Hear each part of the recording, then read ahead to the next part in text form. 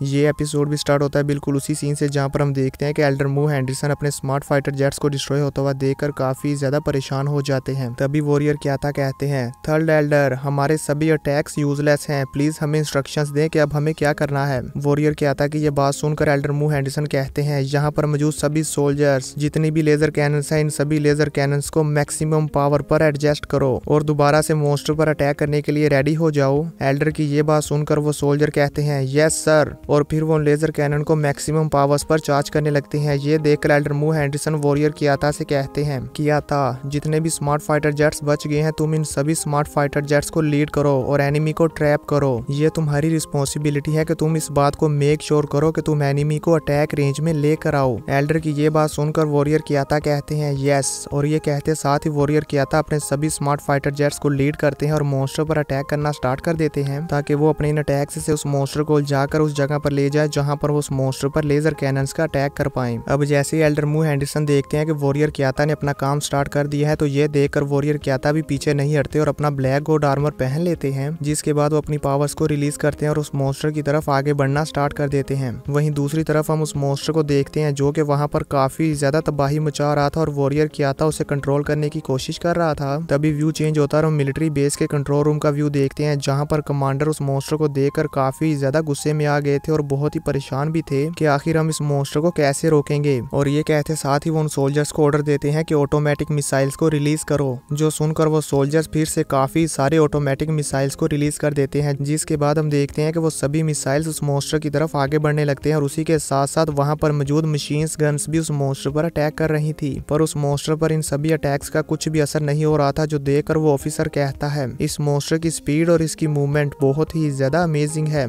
इसी वजह से ये मॉन्स्टर हमारे ऑटोमेटिक मिसाइल से भी बचता आ रहा है। लेकिन मुझे लगता है कि ऑटोमेटिक मिसाइल्स और लेजर कैनन्स के अटैक से बच पाना इस मॉन्स्टर के लिए बहुत मुश्किल होने वाला है। देखते हैं कि अब ये मॉन्स्टर हमारे इन दोनों अटैक से कैसे बचेगा। मुझे कुछ भी करके इसकी स्पीड को स्लो डाउन करना होगा। यहाँ पर ये ऑफिसर अभी इस बारे में सोच ही रहा था कि तभी हम देखते हैं वो मॉन्स्टर बहुत ही ज्यादा स्पीड के साथ मिलिट्री बेस के पास से गुजरता है, जिसकी वजह से वो पूरी मिलिट्री बेस हिल जाती है। अब हम एल्डर मू हेंडरसन को देखते हैं जो कि वॉरियर क्याता से कहते हैं, क्याता मेरे पास एक बैटल प्लान है। ये सुनकर वॉरियर क्याता एकदम से हैरान हो जाते हैं। तभी व्यू चेंज होता है और मिलिट्री के सोल्जर्स को देखते हैं जो कि उस मॉन्स्टर पर अटैक करने के लिए आगे बढ़ रहे थे। तभी फिर से व्यू चेंज होता है और एल्डर मू हेंडरसन को देखते हैं जो कि स्पीड के साथ उस मॉन्स्टर की तरफ आगे बढ़ रहे थे और वॉरियर क्याता से कहते हैं, मुझे प्रोटेक्ट करो। ये सुनकर वॉरियर क्याता यहाँ पर उस मॉन्स्टर पर लेजर कैनन से अटैक करने लगते हैं और उसका ध्यान भटकाने लगते हैं ताकि एल्डर मू हेंडरसन उस मॉन्स्टर के करीब जा पाए। वॉरियर क्याता के उस मॉन्स्टर को भटकाने की वजह से हम देखते हैं कि एल्डर मू हेंडरसन उस मॉन्स्टर के करीब पहुंच जाते हैं और उस मॉन्स्टर के करीब पहुंचने के बाद वो कहते हैं, सभी कॉम्बैट यूनिट्स अटैक करना रोक दो और मेरे कमांड का वेट करो। एल्डर की ये बात सुनकर हम देखते हैं कि सभी स्मार्ट फाइटर जेट्स अटैक करने से रुक जाते हैं और उस मॉन्स्टर से दूर चले जाते हैं। अब हम एल्डर मू हेंडरसन को देखते हैं जो कि उस मॉन्स्टर के पीछे आ गए थे और कहते हैं, ये मॉन्स्टर साइज में काफी ज्यादा बड़ा है, इसलिए ये मुझे अभी ढूंढ नहीं सकता, यही सही मौका है, मुझे इस पर अटैक कर देना चाहिए। जो कहते साथ ही एल्डर मू हेंडरसन उस मॉन्स्टर पर अटैक करने लगते हैं और वो जहाँ पर अपनी आइस लेजर कैनन को यूज करते हुए उस मॉन्स्टर को फ्रीज करने की कोशिश करते हैं, जिसकी वजह से हम देखते हैं कि एल्डर मू हेंडरसन को काफी ज्यादा पेन हो रहा था क्योंकि वो भी यहाँ पर अपनी मैक्सिमम पावर को लगा रहे थे, जिसकी वजह से एल्डर मू हेंडरसन की पावर बहुत ही ज्यादा स्पीड के साथ ड्रेन हो रही थी और इसी वजह से एल्डर मू हेंडरसन को भी बहुत ज्यादा दर्द हो रहा था। यहाँ पर हम देखते हैं कि एल्डर मू हेंडरसन की पावर इतनी ज्यादा थी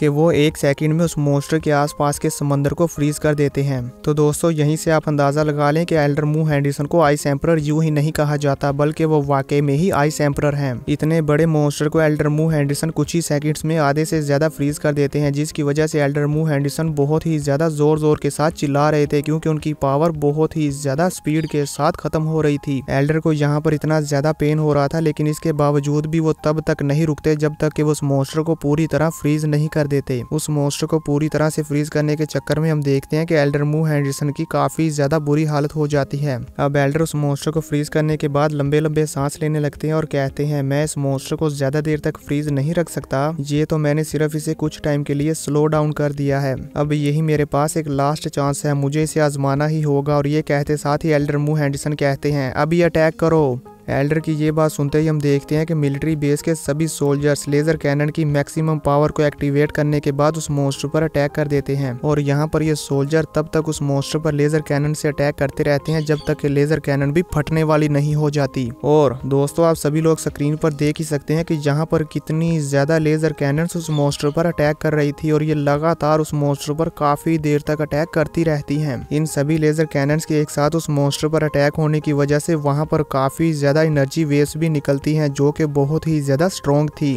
अब जैसे ये सभी लेजर कैनन्स ओवरहीट हो जाती हैं तो ये सभी अटैक करने से रुक जाती हैं। तभी हम उस मॉन्स्टर की तरफ देखते हैं जिस पर लेजर कैनन्स का इतना ज्यादा अटैक होने की वजह से चारों तरफ धुआं फैल गया था। यहाँ पर एल्डर मू हेंडरसन को उस मॉन्स्टर पर इतना ज्यादा पावरफुल अटैक हुआ देखकर ऐसा ही लग रहा था जैसे कि वो मॉन्स्टर मारा गया होगा। एल्डर मू हेंडरसन यहाँ पर ये सोच ही रहे थे कि तभी हम धुएं में से उस मॉन्स्टर की बड़ी बड़ी आंखों को देखते हैं जो देखकर एल्डर मू हेंडरसन बहुत ही ज्यादा शॉक हो जाते हैं और उनका मुंह भी खुले का खुला रह जाता है। एल्डर को यहाँ पर ऐसी हालत में देखकर मुझे तो लगता है कि वो सदमे में चले गए थे। अब वो कहते हैं ये कैसे हो सकता है, इतनी सारी लेजर कैनन्स ने अपनी मैक्सिमम पावर्स को यूज करते हुए इस मॉन्स्टर पर कॉन्सेंट्रेट करके अटैक किया लेकिन इन सब के बावजूद भी इस मॉन्स्टर को कुछ नहीं हुआ। इतना पावरफुल अटैक अगर एक एम्परर बीस्ट पर किया जाए तो वो एम्परर बीस्ट भी इंजर्ड हो जाता है।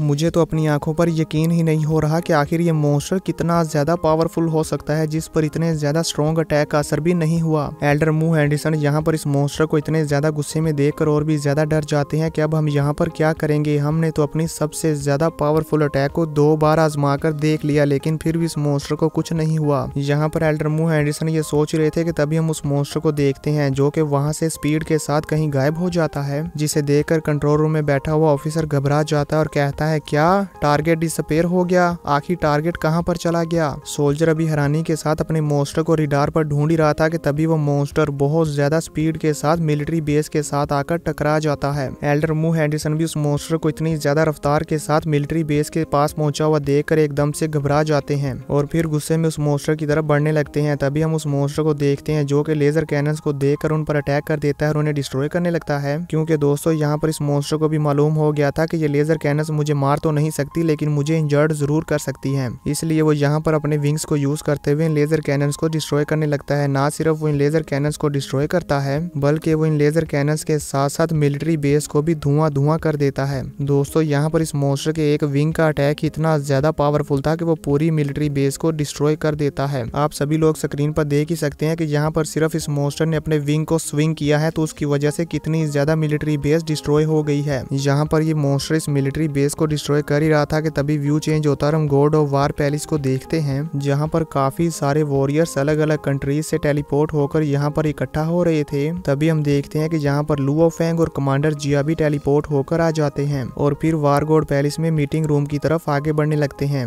इसी के साथ ये एपिसोड खत्म हो जाता है। तो दोस्तों देखेंगे नेक्स्ट एपिसोड में कि आखिर लीडर होंग ने यहाँ पर इतने सारे वॉरियर्स को इकट्ठा क्यों किया है। आप सब दोस्तों को क्या लगता है मुझे नीचे कमेंट करके जरूर बताना।